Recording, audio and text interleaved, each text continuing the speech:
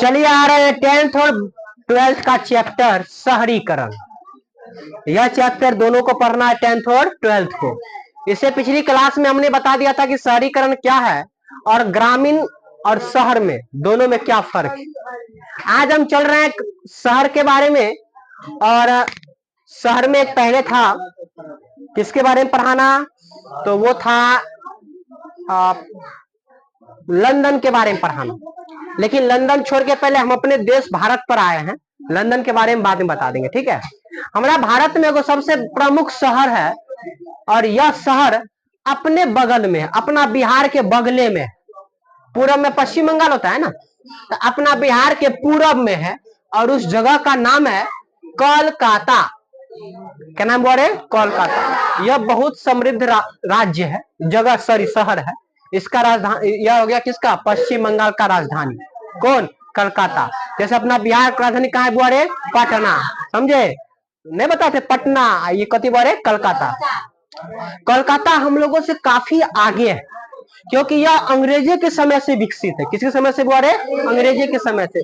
इस शहर के बाद निर्माण होता है कौन सा? बंबई का कहिए, मद्रास का कहिए, इस सब के बाद ही उसका निर्माण होता है। चलिए पहले मैं कलकत्ता के बारे में जान लेता हूँ। बाबू रे, कलकत्ता जो शहर था वह किस नदी के किनारे है? हुगली नदी के किनारे। किस नदी किनारे? और अपना जो पटना है वो किस नदी किनारे है? गंगा नदी के किनारे है। अपना जो समस्तीपुर है वो किस? गंडक नदी के किनारे है। समझ में आ गया? चलिए, इसका नाम बूढ़ी गंडक क्यों पड़ा? क्योंकि यहाँ पर बुढ़िया आई थी और वो बुढ़िया गंडक को बहा रही थी, इसलिए इसका नाम पड़ गया बूढ़ी गंडक। ठीक है, चलिए ऐसा बात नहीं है। तो यह किस राज्य पर है? सॉरी, किस नदी पर है? हुगली नदी पर। यह ब्रिटेन जब अंग्रेज सब गुलाम किया हुआ था भारत को, तब उसका राजधानी बनल था। कथी बुआरे? कोलकाता। तो पहले दिल्ली से पहले राजधानी कहाँ थी? कलकत्ते थी। समझे? जब पढ़ाएंगे ना मुगल वंश का शासनकाल में, तो उसमें इससे भी पहले आगरा उगरा होता था। आगरा राजधानी बना हुआ था किसका? भारत का। समझे? बाद में आया है नई दिल्ली। दिल्ली था, अब नई दिल्ली हो गया। ठीक है, चलिए। तो हमने कहा कि यह ब्रिटेन के समय में क्या था बुआरे? भारत की राजधानी था। और 1911 ईस्वी तक इस पर ब्रिटेन का जो अंग्रेज गोरखा लोग था वो सब कब्जा किए हुए था। कहां पर बुआरे? कोलकाता में। ठीक है, उसके बाद यह औद्योगिक क्षेत्र से बड़का नगर, मतलब महानगर कहा जाता है। मतलब यहाँ पर उद्योग धंधे काफी ज्यादा है। उद्योग धंधे वहीं पर ज्यादा होंगे जहां पर नदियां, पानी उनी का स्राव, वातावरण ठीक ठाक। मतलब उद्योग धंधा खुलने के लिए बहुत कुछ वातावरण चाहिए।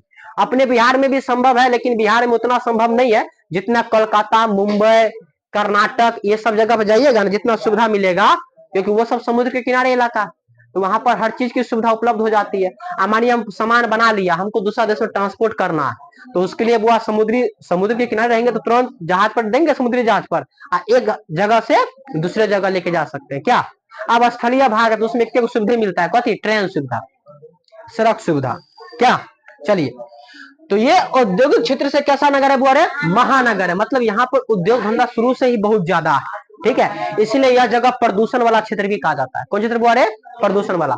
उद्योग धंधा खोलने के लिए खुल जाता है, लेकिन उससे कितना हानियां होता है ये भी तो सोचो। अपना बिहार जितना अभी स्वच्छ राज्य देखने को मिलता है, जितना भला कि उतना नहीं है, लेकिन फिर भी जितना मिलता है इतना अन्य राज्य जल्दी से नहीं मिलेगी। समझे? क्यों? उद्योग धंधा यहाँ पर कम विकसित है तब ना। यहाँ पर उद्योग धंधा खुल जाएगा। जैसे अपना समस्तीपुर में चीनी मिल था ना बुआरे, चीनी मिल था ना। हाँ, उद्योग खुलेगा, प्रदूषण बढ़ेगा। भले वो राज्य बढ़िया हो जाएगा, पैसा कौड़ी से समृद्ध हो जाएगा, घर ईटा से पक्का तक बन जाएगा, लेकिन हानियां भी तो है आने वाले समय में। क्या? चलिए आते हैं इस कोलकाता का नगरीकरण या नगर नियोजन प्रक्रिया। आखिर इस कोलकाता में नगर की स्थापना किस प्रकार होती है? बउआरे, कोलकाता नगर की इतिहास और पृष्ठभूमि पहला पॉइंट से, मतलब कोलकाता का इतिहास हम बताएंगे और इसका पृष्ठभूमि किस प्रकार इस कोलकाता तैयार होती है, इसके बारे में हम बताएंगे। समझे? चलिए, जो आदमी सो रहे उठ जाओ। 1690 ईस्वी में, कब हुआ रे? 1690 ईस्वी में नाम आता है जॉब चार्नक। क्या नाम आता है? जॉब चार्नक। इन्होंने हुगली नदी के किनारे। किस नदी के किनारे बोल रहे? सूतानाती। कौन जगह का नाम है? सूतानाती। इस जगह पर ना व्यापारिक कोठी बनाया था, थोड़ा सा, मतलब व्यापार करने के लिए थोड़ा सा कोठी बनाया था, और उसी कोठी से धीरे धीरे बहुत बड़ा शहर कोलकाता का निर्माण हो जाता है। समझ में आ गया? तो यह कोलकाता प्राचीन समय में लगभग 1690 की अगर बात कही जाए, 1700 के आसपास ईस्वी की, तो यहाँ पर छोटा सा व्यापारिक कोठी था, और यही धीरे धीरे बड़ा हो होकर क्या बन गया? जैसे अभी अपने गद्दी जिसको कहते हो, क्या कहते हो? अरे गद्दी छोटा सा है, वही धीरे धीरे बड़का होगा तो क्या बनेगा? बाजार बन जाएगा, आराम से नगर बन जाएगा। समझे? तो इसी व्यापारिक कोठी से क्या क्या बन गया था? शहर बन गया था, बहुत बड़ा शहर बन गया था। ठीक है। इसके बाद वर्धमान जिला में एगो जमींदार थे जिसका नाम था शोभा सिंह। क्या नाम था? बोले शोभा सिंह। यह शोभा सिंह विरोध किए थे, और इसी के विद्रोह के कारण अंग्रेज सबको ना मजा आ गया। अंग्रेज सबको मजा क्या आ गया कि उन्होंने इस कोलकाता में किला बनवा दिया। कब? 1696 में। किला समझ में आता है? शहर को घेरने के लिए। किसको बोले? शहर को घेरने के लिए ऊंची ऊंची दीवारें, उसी को ना किला कहते हैं। ठीक है। यहाँ पर अंग्रेज को मौका मिल गया और उन्होंने क्या बना दिया? बोले किला बंदी। 1698 ईस्वी तक, मतलब 2 साल के बाद, सूतानाटी था, कोलकाता था, और कोलकाता के ही दक्षिण में गोविंदपुर एगो जगह का नाम है। इस तीनों जगह पर ना इनको जमींदारी करने का ऑफर मिल गया। क्या करने का? बोले जमींदारी करने का। तो यह 3 राज्य आसपास का ही क्षेत्र था, मतलब सॉरी 3 जगह आसपास का ही क्षेत्र था, और इस तीनों जगह पर उन्होंने बड़ा बड़ा किला बनवाया, और उस किला का नाम पड़ गया कथी? बोले फोर्ट विलियम। क्या नाम पड़ गया? Fort William. ठीक है। इसके बाद इस फोर्ट विलियम में जो 3 गो जगह है, सुल्तानाती, कलकत्ता, गोविंदपुर, इन सब में प्रेसिडेंट और काउंसिल की स्थापना किया गया। किसकी बोले? प्रेसिडेंट और काउंसिल। काउंसिल समझ में आता है ना? प्रेसिडेंट समझ में आता है? संसद भवन आर का। समझ में आ गया? चलिए, अब है नगर का प्रारंभिक नियोजन। नगर का कथी बोले? प्रारंभिक नियोजन। तो ये शहर कैसे कैसे धीरे धीरे डेवलप करा, समझ में आ रहा है ना? अब क्या हुआ? सुरक्षा संबंधित उद्देश्य को लेकर कि हम इस कोलकाता क्या करेंगे? सुरक्षा करेंगे। इस संबंधित उद्देश्य को लेकर अंग्रेज को कब्जा करने का अधिकार मिल गया, मतलब उस पर कब्जा कर लिया। किस पर? कलकत्ता जगह। ठीक है। और वहां पर पहले 1756 में सिराजुद्दौला, जो बंगाल का क्या कहलाता है? नवाब। बंगाल का नवाब कौन थे? सिराजुद्दौला। उन्होंने 1756 ईस्वी में कोलकाता पर अधिकार कर लिया। यहाँ पर हमला किया, हमला करने के बाद कोलकाता हो और वहां पर क्या कर लिया? बोरे अधिकार कर लिया। कोलकाता और काशी पर क्या कर लिया? बोरे अधिकार कर लिया। 1757 में लगभग कुछ समय के बाद, मतलब 1 साल के बाद, 1757 में प्लासी का युद्ध हुआ था। मोस्ट क्वेश्चन है, प्लासी का युद्ध कब हुआ था? 1757 में। इस युद्ध में सिराजुद्दौला को परास्त कर दिया जाता है। किसको बोले? सिराजुद्दौला को परास्त करके वहां पर क्या बनाता है? किला को और मजबूत बनाने का फैसला करता है कंपनी के जो लोग वहां पर सब। समझे? उन्होंने उस किला को और मजबूत बनाने का फैसला किया। उसके बाद गोविंदपुर में जो भी व्यापारिक या बुनकर लोग थे, छोटा छोटा व्यापारी, छोटा छोटा बुनकर लोग, उन लोगों को वहां से हटा दिया गया। क्या कर दिया गया? बोले हटा दिया गया। अपनी सुरक्षा के लिए जो व्यापारी लोग था, बुनकर लोग था, इन लोगों को वहां से क्या कर दिया गया? हटा दिया गया। ठीक है। तो ये था नगर का प्रारंभिक नियोजन। अब क्या बोले? गरीर मठ। कथी लिखे हैं? गरीर मठ। फोर्ट विलियम जो था, कौन था बोले? Fort William. फोर्ट विलियम क्या था? किला। क्या था बोले? किला। जो 3 गो सुल्तानाती, कलकत्ता, गोविंदपुर, इन 3 जगहों पर बड़ा भयानक भयानक किला बनाया गया, तो उसी का नाम पता फोर्ट विलियम। इस फोर्ट विलियम के जो आसपास, मतलब किला बना, किला के आसपास का जो बहुत बड़ा बड़ा क्षेत्र खाली था। क्या था बोले? खाली। वह खाली क्यों था? सुन लीजिएगा, जब भी दुश्मन आक्रमण करेगा ना, तो उस खाली जगह पर क्या मारने के लिए मौका मिलेगा? गोली, धाए धाए। क्या मारेंगे? बोले गोली, धाए धाए। एगो अभी गीत बड़ा फेमस चल रहा है, लखीसराय के चौक पर। हाय हाय, तुम लोग भोजपुरी की सुनते हो, इसका मतलब अब इसके बाद हमको पता नहीं क्या गाली उसमें बोलता है, लेकिन धाए धाए गोली वाला बात सुनते हैं उसमें। ठीक है। तो गोली धाए धाए माने कि जैसा यहाँ से हमको घर पे गोली मारना है, तो बीच में दवाल है, जगह पड़ जाएगा, ये रहेगा पूरा खाली, तुरंत धाए धाए गोली मार देंगे। इसीलिए किला के जो आसपास का क्षेत्र था, वो बहुत बड़ा क्षेत्र में क्या किया? खाली कर दिया गया था। और उसका वहां का जो स्थानीय लोग था, मतलब उसके आसपास जो लोग रहते थे, उस खाली स्थान का नाम क्या रख दिया? मैदान या गरीर। तो समझ में आया गरीर क्या होता है? गरीर जो किला के आसपास का खाली जगह, समझ में आ गया? उसको क्या करने लगे? गरीर कहने लगे। इस क्या कहते हैं, कलकत्ता का जो शहर का बनावट था, पैटर्न था, उसको दूसरे शहरों में भी अपनाया गया था। मतलब इसका जो बनावट था, जैसे कलकत्ता शहर को किला से बनवा दिया, तो क्या कहते हैं, आसपास का जगह खाली स्थान छोड़ दिया गया। तो इन सब को देखकर दूसरे शहर में भी ये सब क्या किया गया, बनाया गया। ठीक है, उसके बाद जब 1857 में विद्रोह हुआ था, मालूम है ना, भारत की आजादी का सबसे पहला क्रांति 1857 में, जो विधायक जी आए थे जवाब नहीं दिया था तुम लोग, ठीक है। उस विद्रोह में विरोधी जो लोग था, उनका यह कलकत्ता का आसपास का क्षेत्र गढ़ बन गया था। क्या बन गया था, बोले गढ़ बन गया था। जो 1857 में विद्रोह हुआ था, उन सब जो क्रांतिकारी लोग थे, समझे, जिसके कारण अंग्रेज और भयानक हो गया और अंग्रेज अपनी सुरक्षा को और बढ़ाने लगा, समझे। उन्होंने ऐसे ऐसे कोई देखकर दिल्ली में लाल किला पर कब्जा किया। कहां बोले, लाल किला पर। कब्जा करके जितना भी भारतीय का मोहल्ला था, जितना भी भारतीय मोहल्ला था, उस सबको किला, किला कौन, लाल किला, उससे दूर कर दिया गया और वहां भी बड़ा बड़ा भयानक जगह खाली छोड़ दिया गया। समझ में आ गया। अभी भी हालांकि लाल किला के आसपास तो अब शहर बन गया है, लेकिन पहले के समय में वह पूरा का पूरा क्षेत्र क्या था, खाली था, समझे। अब वहां पर ना सेना उना भर्ती कर दिया, मतलब अपन सेना को, फौज को वहां पर तैयार कर दिया, समझे। तो ये था दिल्ली का, किसने बोले, लाल किला। अब भारत का जो भी मोहल्ला था, उस किला से बहुत दूरी पर रख दिया गया, ठीक है, जैसे कलकत्ता में किए थे, ठीक है।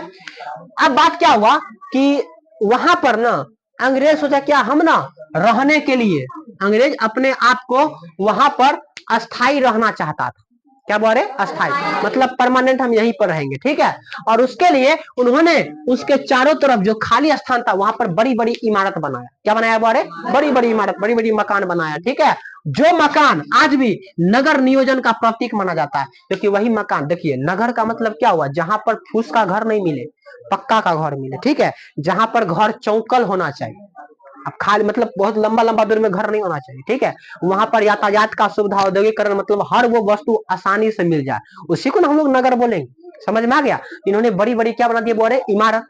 अब उसके आसपास फैक्ट्री भी तो उपलब्ध है, समझ में आ गया। तो यह धीरे धीरे नगर और क्या होने लगा, बढ़ने लगा। इसके बाद ये चाहते थे कि हमारे खिलाफ, मतलब अंग्रेज के खिलाफ कोई आदमी जो गोली चलाएगा, समझे, या अंग्रेज अगर अंग्रेज के खिलाफ कोई आदमी वहां पर होगा और अंग्रेज उसको मारना चाहेगा, तो उसके लिए खाली खाली जगह छोड़ेंगे तब ना वहां पर गोली चलाया जा सकता है। समझ में आ गया। तो यही बात सोचकर वो क्या करते थे, किला के आसपास खाली जगह छोड़ देते थे, ठीक है। तो ये था वो नगर का, सॉरी, गरीर मठ, जो खाली स्थान के बारे में नहीं बता दी। अब है नगर को स्वास्थ्य परक, मतलब वह जो नगर बना, उस नगर में स्वास्थ्य संबंधित कोई बीमारी उपलब्ध नहीं होना चाहिए। समझ में आ गया। आपको मालूम है कोलकाता प्रदूषण का क्षेत्र है, जैसे दिल्ली है ना, वैसे कोलकाता भी किसका क्षेत्र है, प्रदूषण का क्षेत्र है। आपको मैं बता दूं 1798 ईस्वी में, कब बोले, 1798 में लॉर्ड वेलेजली, जो भारत का क्या था उस समय, गवर्नर। समझ में आ गया। वो गवर्नमेंट हाउस, मतलब गवर्नमेंट के लिए रहने के लिए जगह, हाउस, उन्होंने गवर्नमेंट हाउस बनाने के लिए बहुत बड़ा विशाल इमारत बनाया था, जिसमें गवर्नमेंट लोग वहां पे रहेंगे, समझे। लेकिन उनको कुछ समस्याएं थी। समस्याएं क्या थी, उन्होंने देखा कि आवश्यकता से अधिक हरियाली है कलकत्ता, मतलब जितना हमको आवश्यकता है हरियाली का, हरियाली समझ में आता है, खेती गृहस्थी वृक्ष पेड़ पौधे, वही ना हरियाली होगा। जितना आवश्यकता है उससे भी ज्यादा यहाँ पर हरियाली है। तो अगर उस हरियाली को हटा दिया जाए तो वहां पर फैक्ट्री या उस शहर को और बना जा सकता है। ये टेंशन था।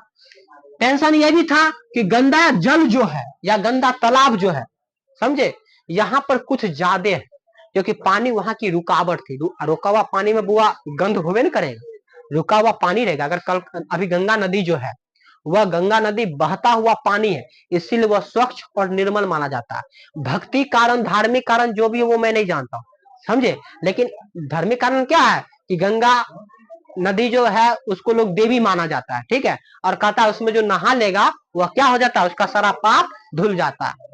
बात समझ में आ गया। इसका मतलब बहुत बड़ा बड़ा क्राइम करके जब जाएंगे और गंगा नदी में स्नान कर लेंगे, सब क्राइम धुल जाए, ऐसा नहीं है। वो पानी इसलिए स्वच्छ और निर्मल माना जाता है क्योंकि वह जो पानी आता है अपने देश में, वह आता है हिमालय नदी से। किस नदी से बोल रहे, हिमालय नदी से। और हिमालय नदी से जब वो आता है तो हिमालय नदी पर आपको मालूम होगा बड़ी बड़ी संजीवनी बूटी है। क्या बोल रहे, बड़ी बड़ी संजीवनी बूटी है। और संजीवनी बूटी पता है ना क्या करता है, जब लक्ष्मण जी को बाण लगा था तो वही उनको इलाज हुआ था, समझ में आ गया ना, उन्हीं बड़ी बूटी से इलाज हुआ। अब बूटी में मानो बुआर की बढ़िया बढ़िया तत्व रहता है उसमें, समझे। अब पानी उसी से आता है, तो वह उसमें जो पानी में कोई गंदा पदार्थ होगा तो उसको तो वहीं पर उमार देता है, कीटाणु विषाणु कुछ भी होगा तो, ठीक है। और यह बहता हुआ पानी है, सीधे जाता है बंगाल खाड़ी में, यह मिल जाता है। यह पानी रुका हुआ नहीं है, अगर कीड़ा मकोड़ा कुछ ज्यादा हुआ भी तो वह सीधे कहाँ चला गया, बंगाल की नदी में। रुका हुआ पानी हमेशा गंदा होगा, अस्वच्छ होगा। इसलिए गंगा नदी की पानी अगर आप रख भी लोगे ना अपने घर में, तो 1-2 महीना 1-2 साल तक पानी कभी खराब नहीं होगा, समझे। तो यह पानी बहुत शुद्ध माना जाता है, इसलिए लोगों ने तो क्या कहा, देवी का अवतार, किसको, गंगा देवी। समझ में आ गया। लेकिन उसका वैज्ञानिक कारण कुछ और है, ठीक है, जो मैंने आपको बता दिया। तो यह यहाँ पर जो पानी या जल तालाब है वह गंदा हो चुका है। इसके बाद यह गंदे जो पानी है उससे दुर्गंध आते हैं। क्या आते हैं बोले, दुर्गंध। कैसा है मैं बताता हूँ। अब कोई गंदा पानी है, गंदा पानी रुका हुआ है, अब बताइए वहां का मट्टी क्या होगा, गीला हो जाएगा। पानी रुकने से मट्टी क्या होगा बुआरे, गीला हो जाएगा। अब मट्टी गीला होगा तो पानी सड़ेगा ना। पानी कैसे सड़ेगा, वो जो कीचड़ वाला मट्टी है उस मट्टी में क्या पनपेगा, पिलुआ, सूक्ष्म जीव, बैक्टीरिया। तो क्या वो फायदा करेगा, नुकसान ही नहीं करेगा, विषाणु पैदा लेगा, तो उससे पानी भी क्या हो जाएगा, खराब हो जाएगा, मट्टी भी खराब हो जाएगा, आसपास का जो वातावरण है वो भी प्रदूषित हो जाएगा। समझ में आ गया। तो ये सब उनके पास समस्या थी कि ऐसे ऐसे पानी का निकास क्यों नहीं हो रहा है। हुगली नदी उसके किनारे है ना, ऐसे ऐसे पानी का निकास करके सीधे बंगाल खाड़ी में गिरा देगा आराम से। क्या, तो इन इन समस्याओं को लेकर ये बहुत चिंतित थे। क्या करते हैं, गंदे पानी होने से जहरीली गैसें निकलते हैं, कीड़े मकोड़े निकलते हैं, जो बहुत सारी बीमारी को क्या करते हैं, पैदा करते हैं। मैं बताऊंगा 1817 में हैजा बीमारी पूरा फैल गया था और गांव का गांव साफ हो गया था। 1896 में प्लेग बीमारी फैल गया था, मैं आपको बताया था, किसमें, भारत के स्वतंत्रता संग्राम आंदोलन में। प्लेग बीमारी के कारण से अहमदाबाद में क्या हो गया था, मजदूर को बोनस देने का फैसला किया था, जो बाद में नहीं दिया, आंदोलन हो गया। समझ में आ गया। तो यह सब बीमारी पनप गया था उस समय, और इस सब का कोई इलाज ही उस समय नहीं था, उतना विकसित नहीं ना था जितना भी डेवलप हम लोग में, समझे। तो पूरा गांव का गांव साफ हो गया। जैसे अभी फिलहाल में कोरोना बीमारी आया था ना, पूरा गांव का गांव तमाम होने वाला था। समझ में आ गया। बाद में बना तो सब आदमी भी ठीक ठाक है। क्या बुआ रे, तो क्या हो गया, तो सोचा क्या कि हम इस गांव को क्या बनाएंगे, स्वास्थ्य वर्धक। इसके बाद मैं आपको बता दूं, बीमारी पैदा होता था क्योंकि यहाँ पर जो प्रदूषण का समस्या है, कहाँ का बोल, कोलकाता में, वहां का प्रदूषण का समस्या है, कल कारखाना, क्योंकि वहां पर उद्योग धंधा काफी ज्यादा है, उससे जो हानिकारक गैस निकलेंगे वायुमंडल में ही ना फैलेगा। अब वायुमंडल में गैस फैलेगा तो आसपास का वातावरण शुद्ध थोड़ी होगा, अशुद्ध होगा, ठीक है। अशुद्ध वातावरण होगा तो ऑक्सीजन नहीं मिलेगा तो आपको क्या होगा, बीमारी हो जाएगा, ठीक है। तो वहां पर कल कारखाना को लेकर भी क्या था बुआरे, प्रदूषण था। उसके बाद घर में चूल्हा उल्हा जो व्यवहार करता है, लाइट उइट बिजली उजली यार, लालटेन तलटेन यार, तो ये सब से भी क्या होता है, प्रदूषण होता है। घूरा फूक लेते हो एकदम तापते रहते हो, प्रदूषण होता है ना। तो ये सब भी समस्या थी वहां का, प्रदूषण। और सबसे बड़ी और समस्या में ये भी आती है कुहासा, वहां पर कुहासा ज्यादा लगता था। कहाँ बुआ रे, कोलकाता में। अब कुहासा ज्यादा लगेगा, आप सोचिए प्रदूषण भी ज्यादा है और कुहासा भी ज्यादा है, तो कुहासा, वायुमंडल में जो प्रदूषण होगा, धूलकण होगा, राख होगा, वो पानी की मात्रा उस पर पड़ेगी कुहासा से, तो वह धीरे धीरे क्या होगा, बैठ जाएगा। समझ में आ गया। तो वह जो वायुमंडल में फैला हुआ है वो धीरे धीरे कहाँ आ जाएगा, धरती में, और प्रदूषण बढ़ जाएगा। समझ में आ गया। धरती पर तो हम और आप भी रहते हैं, तो वही प्रदूषण फिर गर्मी होगा, फिर वो उड़ेगा और उसी को हम किस में लेंगे, नाक में सांस के रूप में लेंगे, फेफड़ा हो जाएगा जाम, किडनी हो जाएगा फैल, हम चल जाएंगे यमराज के पास, तू आ जाना गुरुकुल के पास, समझे। तो ये सब था कुहासा। क्या बार बता दिए कुहासा, तो वहां कुहासा से भी क्या होने लगा, प्रदूषण फैलने लगा। इसके बाद ये तो समस्या था ही। समस्या होने के बाद 1855 में एक और बड़का समस्या हो गया। 1855 में याद रखना, कोलकाता में रेल लाइन की सुविधा की गई थी। किसकी बोल रहे, रेल लाइन। रेल लाइन अब चालू जो किया गया, तो रेल लाइन चालू करने के लिए भाई पहले तो अब ना बिजली पर रेल चलता है, लेकिन पहले तो बिजली पर रेल नहीं चलता था, तो पहले किस पर रेल चलता था, कोयला पर। तो भाई कोयला चाहिए उसको, तो कोयला कहां से आता था, तो कोयला उसको कोलकाता के आदमी को, मतलब वहां पर जो रेल सुविधा किया गया था वो रानीगंज से कोयला लाता था। कहाँ बोल रहे, रानीगंज, काफी बड़ा शहर है, वो भी बहुत बढ़िया वाला जगह है रानीगंज, समझे। किसी से पूछे कोलकाता में रानीगंज, समझे, वहां पे बहुत कुछ मिलता है, ठीक है। तो उस गंज से वहां पर क्या लाया गया, कोयला। कोयला जो वो लाता था ना, तो कोयला लाने के बाद वह कोयला प्रदूषण मुक्त देता था। क्या हुआ रे? प्रदूषण एकदम ज्यादा मात्रा में और प्रदूषण देने लगा। एक तो पहले से तबाह था कोलकाता प्रदूषण से, अब ये रेल का सुविधा कर दिया, अब यह क्षेत्र क्या हो गया और प्रदूषित क्षेत्र होने लगा। समझ में आ गया? उसके बाद 1920 ईस्वी में सुधार करने का फैसला किया। सुधार करने का फैसला में यह किया, जो वहां पर उद्योग धंधा था जैसे टॉलीगंज में, तो वहां पर ना उद्योग धंधा में कोयला की जगह पर धान का भूसी का उपयोग किया गया। किसका बोले? धान का जो भूसी नहीं निकलता है उसी को इसमें उपयोग किया गया। लेकिन इससे भी तो प्रदूषण निकलेगा, इससे भी क्या हो गया? प्रदूषण निकलते गया। तब जाके सरकार 1863 ईस्वी में क्या लाते हैं? धुआं निरोधक कानून। क्या लाते हैं बोले? धुआं निरोधक कानून।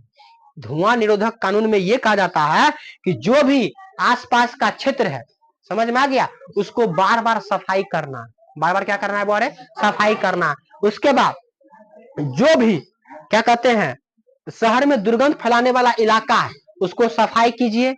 जो भी गंदे कारखाने का जो शहर है या गंदा जो कारखाना है उसको शहर से क्या कीजिए? बाहर रखिए। मतलब शहर से उसको बाहर कीजिएगा तो कारखाना से क्या नहीं आएगा? धुआं नहीं आएगा। समझे? इसी सब को लेकर पूरे भारत में सबसे पहला धुआं निरोधक कानून कहाँ आया था? कोलकाता में आया था। कब आया था? 1863 में। समझे? कोई दिक्कत? चलिए, अब है जो इस शहर को स्वास्थ्यवर्धक बनाने के लिए, मतलब अच्छा देखभाल करने के लिए, ताकि स्वास्थ्य संबंधित कोई बीमारी नहीं हो, तो पहले प्रदूषण पर रोक लगाइए। तो प्रदूषण पर रोक लगाया गया। क्या बना के? कानून, धुआं निरोधक कानून बना के। फिर क्या हुआ? बोला गया कि वहां पर ना कुछ जगह जैसे शहर बना तो शहर तो चौकल जगह होता है, तो कहा गया क्या कि यहाँ पर खुला हुआ स्थान कुछ कुछ क्या करिए? छोड़िए। खुला स्थान छोड़ने से क्या होगा? हवा एक स्थान से दूसरे स्थान पर आसानी से जाएगा। अब यहाँ का गंदा चीज वो हवा के माध्यम से अलग चल जाएगा, फिर स्वच्छ हवा यहाँ आ जाएगा तो हवा ताजा मिलेगा। दूसरी बात, सूर्य का प्रकाश डायरेक्ट पड़ेगा तो भाई जो भी कीटाणु विषाणु है सूर्य की रोशनी से क्या होगा? वो मर जाएगा। समझे? इसलिए कहा गया कि यहाँ पर क्या करिए? खुला खुला स्थान छोड़ दीजिए। ठीक है। 1803 ईस्वी में वेलेजरी प्रशासकीय आदेश, क्या बोले बारे? 1803 ईस्वी में, एक मिनट, 1803 ईस्वी में लॉर्ड वेलेजरी जो था उन्होंने नगर नियोजन के लिए, एक मिनट 2 मिनट बैठो सर, जस्ट आवे। क्या किया गया कि लॉर्ड वेलेजरी जो था उन्होंने नगर नियोजन का प्रशासकीय आदेश जारी किया। प्रशासकीय समझ में आता है?